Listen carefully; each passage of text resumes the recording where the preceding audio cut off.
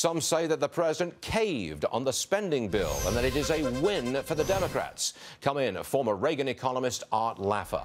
That's the way I phrased it. It's a cave by the president and a win for the Democrats. Are you going to take me on this one, Art?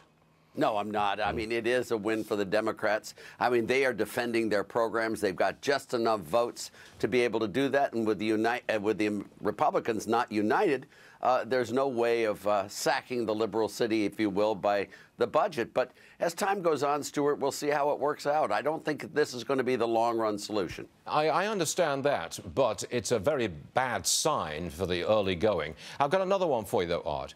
President Trump says he'll consider a gas tax, raising the federal tax on gas to help pay for infrastructure spending. What do you say? I don't think you like that either. Well, you know, I've written a lot on this, Stuart, and I am all for a gas tax if we could reduce other taxes by equal or more amounts. A gas tax is one of the least damaging taxes.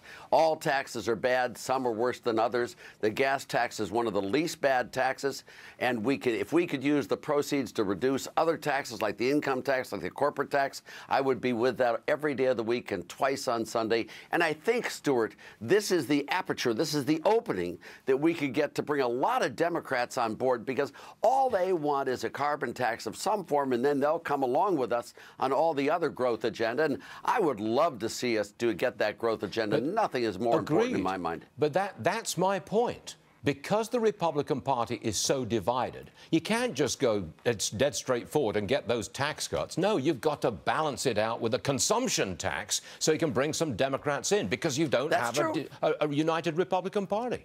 But that's true. That's what we had to do in 1981 too with our tax bill. I mean, when we had Graham Latta and we had Hans Conable, those we got lots of Democrats by compromising, letting them be part of it. I think the gas tax increase, if matched by more than in a static income tax cut or corporate profits tax, would be a great trade-off. And if we could bring 50 Democrats on board, all of this unity of the Democrats, that's more solid front and all that, would vanish before our very eyes, and we would have a Reagan administration. Are you a little bit disappointed today, Art Laffer? You always put a bright smiley face on things, because that's the kind of guy you are. The budget was awful, Stuart. Yes. The budget was awful. But, you know, it's classic for what happens in these circumstances. Now, with us in the early 80s, it lasted for 2.5 years, for goodness sakes. By 82, Reagan was being trashed. The Democrats picked up huge numbers of seats in the House, picked up 1 seat in the Senate. You know, the Boland Amendment, all of that stuff was put in on Reagan's back. He was put in chains, but it didn't stop us. By 84, we whacked Mondale, and then we got all of them to join us. What are Republicans supposed to do right now? Not Republicans in Congress, but Republican voters, Republican supporters, those who want free markets, those who want tax. What are they supposed to do now? They are supposed to be very judgmental on what's delivered and what's not delivered, and hold the politicians' feet to the fire. I mean, people deserve, Stuart, the government they get. And if they allow this government to give them not what they promised, but to give them something they don't want, they should throw the bums out. And that's the way it should be, both Democrats and Republicans. Republicans are not immune to being thrown out of office if they can't deliver what they promise. And health care is the classic case. We should have repealed Obamacare 2 years from now. You know, we have a bill that passes right now saying 2 years from now, this bill will be repealed in its entirety. Then we should work on how to provide something else, if something else is even needed at all, which I'm not sure it is.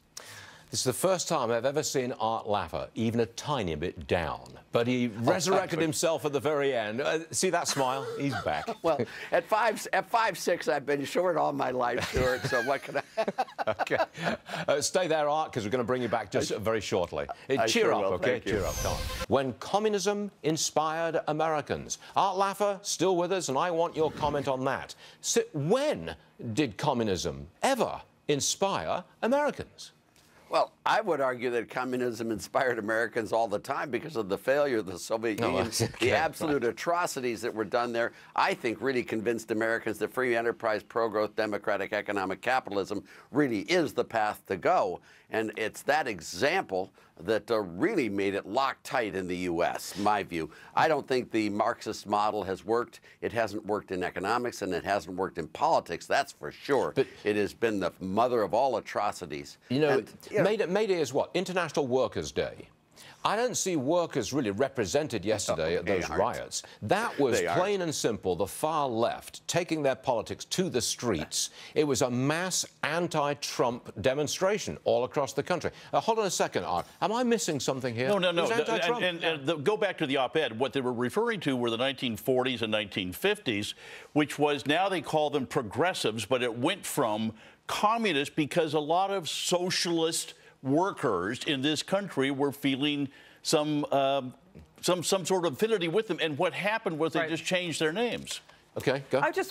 When are these guys who are taken to the streets, you see these images, when are they going to march in commemoration of the millions slaughtered under communist or socialist regimes? Well, they have no interest in that. What they're interested in doing is taking to the streets, getting violent, and opposing Donald Trump at every conceivable turn. Am I right with that one, Art Laffer? Yes, you are. I mean, and I love it that Emac and Tom are there. Tom, I haven't seen you in a long time. It's great seeing you. Hello, Art. How are you, pal? Very well, thank you. But what you're seeing here is a classic example, I think, of these aren't workers. These are people who are rioters, who are organizers, who are not workers. The workers never like these people and never will like them. They like jobs, they like output, they like employment. And if we could only get this country going with tax cuts and pro-growth policies, there'd be no more riots. People would have good, high-paying jobs and couldn't afford to riot or run around and waste time. Go ahead. Take a look. You know this, Art. Venezuela, the people in Venezuela are starving. Yeah, Chavez and Maduro are not national heroes today in Venezuela. It's just, you're right, Tom. I mean, it's just classic. Communism doesn't work. And, you know, the socialism is not the same as communism, this socialist democracy, capitalists combination. But what you're finding is the socialist sections of current governments aren't doing well. I mean, the Post Office, the Department of Motor Vehicles are not the epitomes of free market, democratic, pro-growth, entrepreneurial progressivity in the U.S. It's the entrepreneurs, Stuart, that you put on the screen there. All the big five, I think you called them. Well, the fabulous five technology companies. That's what's dominating things. Imagine if the government were as efficient as those five companies, we'd be in heaven. Imagine if the government had designed an iPhone. Somewhat less than heaven, I suspect.